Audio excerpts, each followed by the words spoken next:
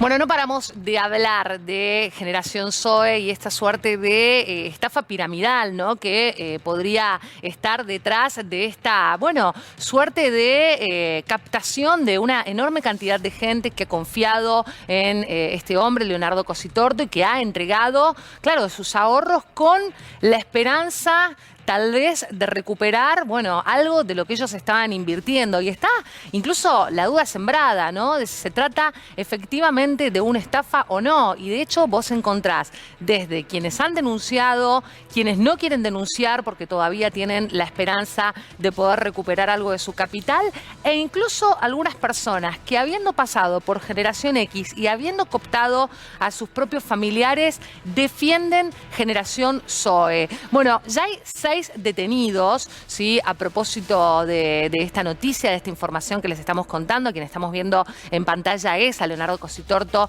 el líder o el referente de Generación Zoe. Y tenemos algunos datos para compartir de esto, porque como yo les contaba, ya son 6 las personas que han quedado detenidas a propósito de la denuncia de la propia Comisión Nacional de Valores. Y a partir de ahora vamos a centrarnos en otro de los aspectos, porque hemos hablado con numerosos afectados, con personas que han sido víctimas, como decíamos, con incluso otros que son personas que todavía defienden a Generación Zoe, pero hay vínculos con el fútbol. Y por eso lo vamos a charlar con Alexis. Sí, Paula, una lista que hasta ahora no se exploró y que también abre otra línea, otra capa, si se quiere, de toda esta trama, ¿no? Que muestra a Leonardo Cositorto, como vos decías, en el centro de la escena. Y un desembarco, él tiene un pasado como futbolista en excursionistas, y después se empezó a vincular con diferente gente del deporte a la que evidentemente conocía y se fue relacionando, participándola de esta situación. Pero vamos a compartir algunos de los lugares donde está la pata de Generación Zoe vinculado al fútbol. Este es el video, fíjate este video, Paula, escuchemos. Sí. 100.000 pesos cada uno. Mañana o pasado mañana les acercamos la billetera, la criptomoneda, tienen ahí 55.000 pesos de regalo, lo guardan, porque la empresa va a resguardar eso, pero si alguno lo quiere cambiar, lo cambia. ¿Ustedes saben de qué están hechas las cosas? De materia prima, ¿verdad? Sí. Bueno, las cosas que no se ven, ¿saben cuál es la materia prima? La fe. La fe es la sustancia de lo que no se ve. Este partido lo ganamos antes de empezar, ¿ok? ¡Sí! ¡Hacemos hoy!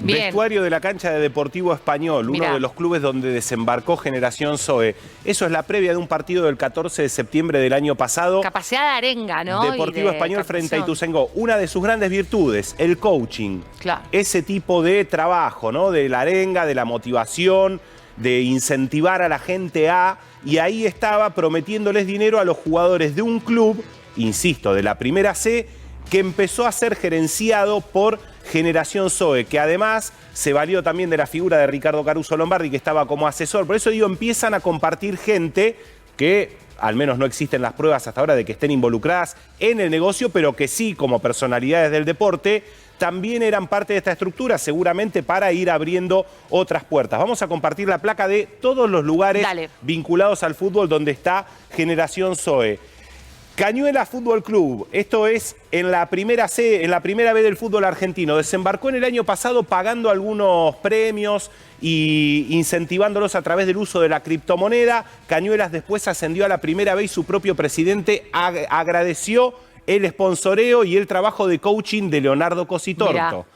Leandro Enealem, un club de la C en el que Cositorto y Generación Zoe empezaron a pagar con criptomonedas algunos viáticos de jugadores, siempre a través de la moneda de Generación Zoe. Deportivo Español, te decía, manejan el fútbol desde mitad del año pasado aproximadamente, se encargan directamente de todo el fútbol y, como veíamos recién, parte de los contratos están atados al valor de la criptomoneda y los premios también venían de ahí. Obviamente el fútbol se pregunta muy poquito de dónde viene el dinero, claro. Entonces aparece un tipo como un mecenas, como en este caso, y nadie le cuestiona si es legítima o cómo la ganó. Igual hay mucha desinformación y sobre todo con esto de las criptomonedas. Es tan difícil de repente empezar a interpretarlo, entenderlo, Exacto. que es enorme. Y te lo presentan de una manera que parece tan obvia la ganancia. Porque sin irte a Generación Zoe, están circulando un montón de personas que se presentan como asesores financieros y que te dicen que poniendo una inversión de $2.000, ellos te van a dar un retorno muy significativo y así empezás. Sí, y hay en varios clubes del fútbol argentino, y entre ellos los principales, aparecen en las camisetas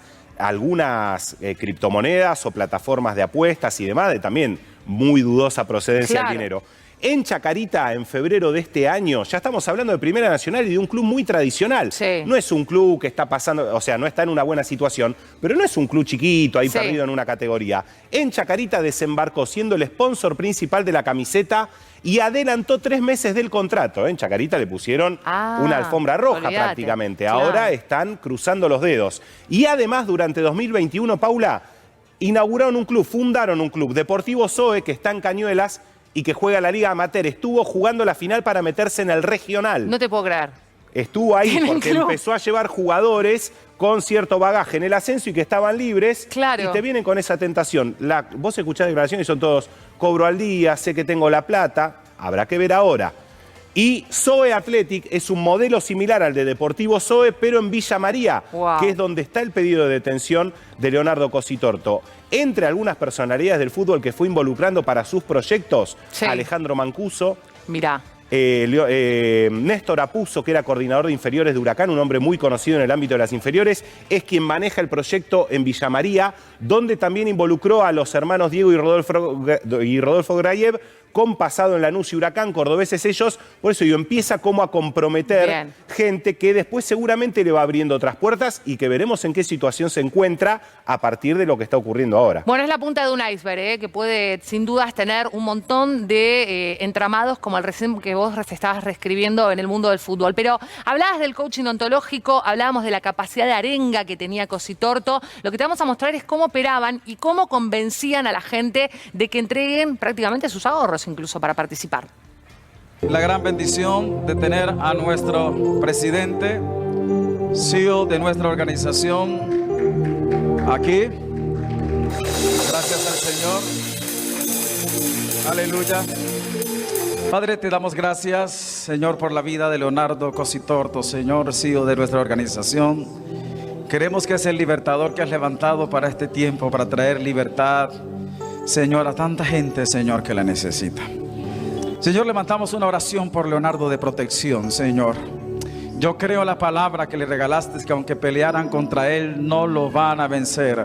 Y declaramos que no se dormirá el que guarda a Leonardo Cositorto. En el nombre del Padre, del Hijo y del Espíritu Santo. Amén, amén, amén. Bueno, impresionantes las imágenes que estábamos viendo, porque como decíamos, ¿no? Se mezcla todo, el coaching ontológico, religiones, la fe. Bueno, de todo. Fíjate en la charla en español, pasaba de la criptomoneda a la fe en una línea. Sí, exactamente. Y acá también se ve cómo se utiliza esa búsqueda de la gente de algo en que aferrarse y sobre todo con la promesa de multiplicar las ganancias para gente que por ahí tenía muy poquito y que veía ahí una oportunidad, ¿no? Y la pregunta que subyace cuando se habla de las estafas piramidales, ¿no? Que, bueno, por supuesto, requieren mucho de la fe de una persona, de la confianza, de la entrega, es si se trata de algún tipo de secta o nada más tiene que ver con un engaño netamente económico. Se lo vamos a preguntar a Pablo Salum de Libremente, que, bueno, conoce mucho el mundo de las sectas, a ver si esta noticia que estamos compartiendo, si Generación Zoe tiene algún tipo de reminiscencia de lo que podría ser una secta. Pablo, ¿cómo te va? Buenas tardes, acá Alexis y Paula te saludamos. En principio, bien, nosotros bien, preocupados, por supuesto, y con ganas de charlar con vos y para saber si lo que veías tiene algún tipo de conexión o de puntos en común con una secta. ¿Qué ves vos? Bueno, justamente somos los que expusimos públicamente y lo denunciamos ante la justicia. Mirá. Claramente es una organización coercitiva.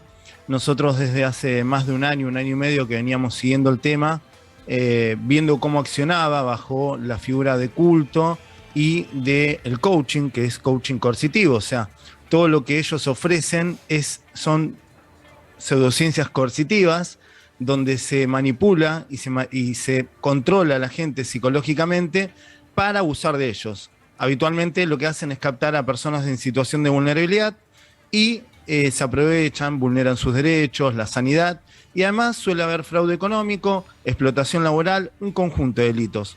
Por esta cuestión, en el mes de octubre, fines de octubre, comenzamos a trabajar en diseñar material audiovisual para generar concientización y así prevenir la captación de nuevas víctimas.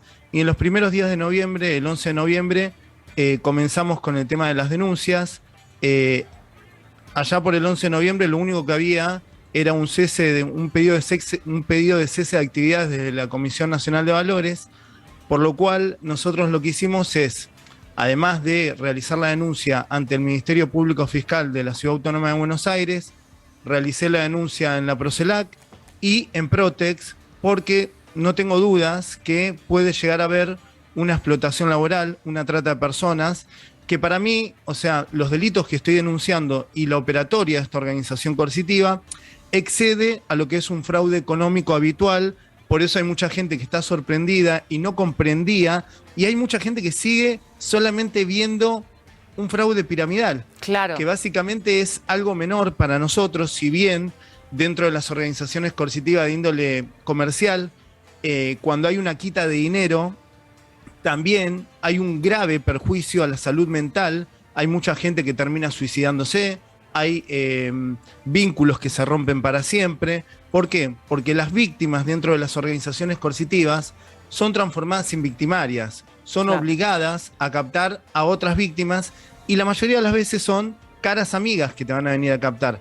Por Claro. eso también está bueno mencionar que estoy denunciando una gama de delitos que son mucho más graves que el fraude económico, y también la estructura que se está denunciando se está incorporando a los reclutadores. Porque aquí, dentro de esta organización, había asociado a esta organización por dinero o por otros favores que la justicia debe investigar, medios de comunicación, periodistas, famosos, gente del fútbol. Entonces, lo que estamos pidiendo es que se investigue a toda la estructura, porque claramente el perjuicio y el daño que han ocasionado es inmenso, y todos los que han sido parte de este gran fraude, así todos sabiendo que era un fraude, deberán responder y hacerse cargo del daño. Claro, sí, sí, efectivamente. Bueno, vos recién estabas enumerando una serie de delitos que tienen una gravedad enorme, como decías vos, excede el fraude económico, mucho más allá. Cuando vos hablás de trata de personas, ¿es porque tenés en concreto alguna denuncia? ¿Es una sospecha? ¿Qué es lo que nos puedes contar de eso? Miren, habitualmente en el 90% de las organizaciones coercitivas hay trata de personas. Muchas veces las personas no conocen bien lo que es la trata, pero la explotación laboral, que te capten bajo una situación de vulnerabilidad y te ofrezcan algo que no te van a dar y te hagan trabajar gratuitamente, eso es trata de personas. En este tipo de organizaciones, tengan en cuenta que Generación Soy, además del tema de las criptomonedas, lo que fue primero, una organización coercitiva inscripta como culto. O sea, Claro. están inscritos como culto y están funcionando ofreciendo una gama de pseudo carreras que no son carreras. Esto hay que aclararlo también, porque el Ministerio de Educación debería dar respuesta a esto, porque el coaching es fraudulento al 100%. Dentro del coaching se ejerce la psicología, la psiquiatría de forma ilícita.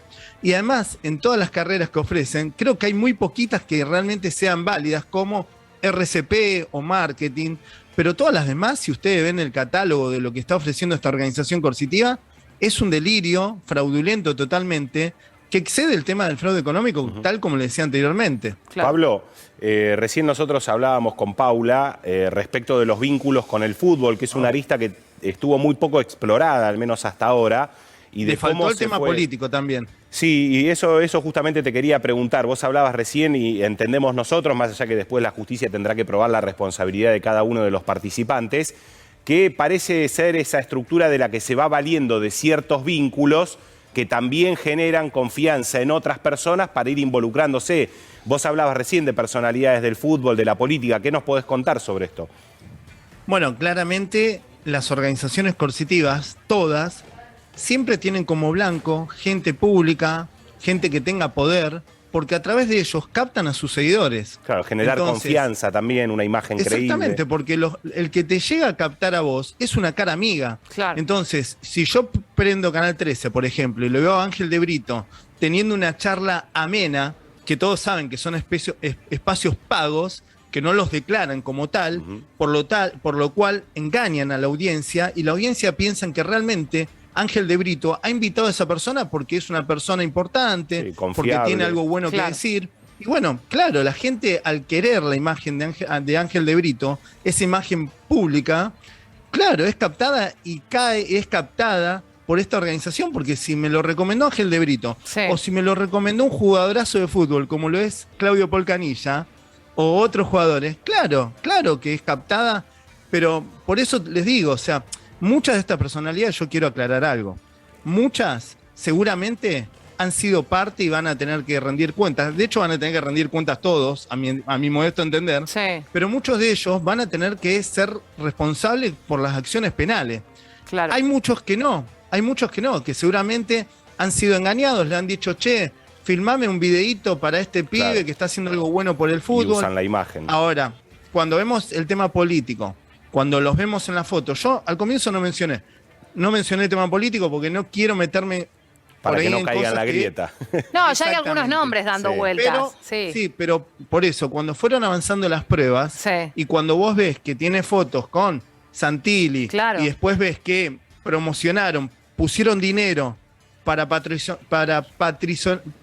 patrocinar al hijo de Santilli, te das cuenta que hay un vínculo. Después cuando vos ves a un actor que está en Pasión de Sábado, que es uno de los líderes de Generación Soy, haciendo estos vínculos políticos y afirmando que están con ellos, te das cuenta que el dinero ilícito que se le ha sacado a las víctimas fue a parar al bolsillo de esta gente. Entonces, realmente van a tener que rendir cuentas porque también necesitamos que de alguna manera se repare el daño ocasionado y que el dinero vuelva a las víctimas. Claro. Pablo, de hecho, bueno, un poco lo que circuló en estos últimos días es que hay un montón de gente que, como siguen operando, digo, más allá de que Cositorto está ahora con este pedido de detención y demás, la red sigue funcionando y a muchos les hacen creer que en realidad si no denuncian van a tener alguna chance de recuperar ese dinero que invirtieron, si se quiere, o con el cual los estafaron. ¿Te consta, sabes de mucha gente que está en esa situación? Bueno, lamentablemente las organizaciones coercitivas siempre actúan de esta manera.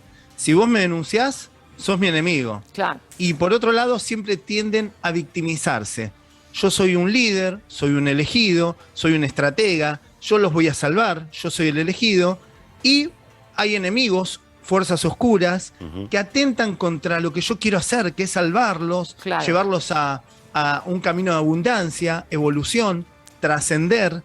Y esto es lo que él está diciendo, y el mensaje es volcado, ese enemigo oscuro justamente somos nosotros, lo que lo hemos denunciado, y las víctimas que lo están denunciando, que están yendo a la justicia, y están llamándonos a nosotros, porque nosotros estamos además encauzando el tema judicial, estamos armando una denuncia colectiva, porque también, ¿cuál es el otro problema?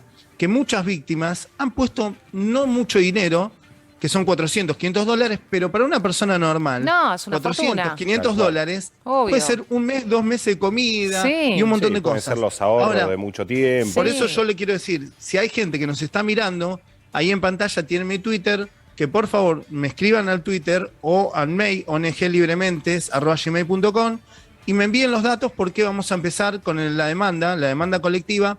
Y por otro lado, quiero pedirle por favor a la sociedad, esto lo digo siempre que hay un caso donde se implica una organización coercitiva, que por favor se informen, que por favor no responsabilicen a las víctimas de haber sido abusadas. Claro.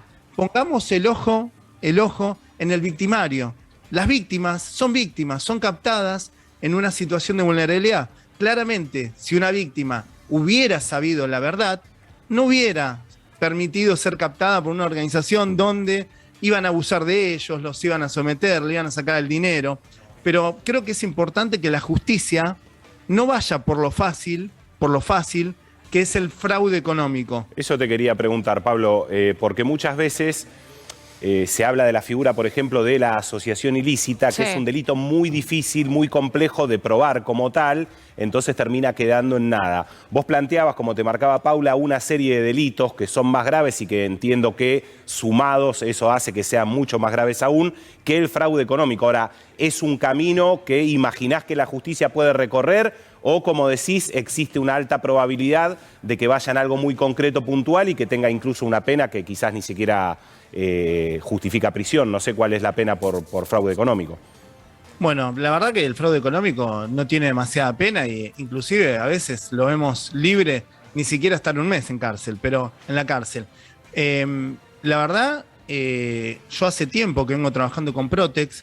Protex está trabajando muy bien con respecto a la trata de personas. De hecho, en la problemática somos los que de alguna manera estamos capacitando a muchos de estos organismos, porque las organizaciones coercitivas la han puesto en la agenda desde hace 2 años y nosotros desde hace 4 o 5 años que comenzamos a lograr sentencias judiciales utilizando la figura de trata, como la operatoria que llevan adelante las organizaciones coercitivas no tiene una tipificación penal exclusiva, debemos recurrir a tipificaciones que ya existen y la trata de personas suele ser la más cercana. ¿Por qué? ¿Y han tenido antecedentes donde se los juzgó por trata a organizaciones similares? Sí, por supuesto. Por supuesto. Inclusive porque hay una gama de delitos y también lo importante de que se juzgue como corresponde a estas organizaciones está también en el rol de las víctimas que son transformadas en victimarias. Claro. Porque siguiendo las órdenes del líder bajo una captación, pueden ser juzgados de otra manera. Si lo juzgan sin tener en cuenta que hubo una trata de personas, el delito va a ser peor para muchas víctimas que han sido victimarias bajo la orden de Cositorto. Muy grave. Entonces, porque incluso tenemos ley antitratas, hay una serie de figuras legales que pueden el tema es que el tema es que lo van a juzgar por delitos y no van a tener la moderación de decir, bueno, ¿cuál fue el contexto? A vos te captaron una situación de vulnerabilidad y te obligaron bajo persuasión coercitiva, bajo control y manipulación emocional, a que captes a otras víctimas. Claro. Entonces, si esto no se tiene en cuenta, no vamos a tener una justicia justa. Claro. Entonces, por eso yo le pido, por favor, al Poder Judicial que realmente no tome los atajos. Ya tenemos muchas causas donde toman el camino más corto, como por ejemplo el caso de Sellén, en Córdoba, que también denunciamos nosotros junto a otras víctimas, que también hay víctimas que en este momento están en prisión y realmente son víctimas más que victimarios. Entonces, realmente es muy injusto cuando no se juzga a las personas teniendo en cuenta el contexto. Por eso es un trabajo mucho más profundo, porque vos tenés que indagar a los que fueron parte de reclutar víctimas masivamente, tenés que tocar a otra gente que tuvo que captar a sus seres queridos. Es un largo camino, complicado. Pablo, te agradecemos muchísimo estos minutos con C5N. Hasta luego. Ustedes, muy amables. Hasta luego.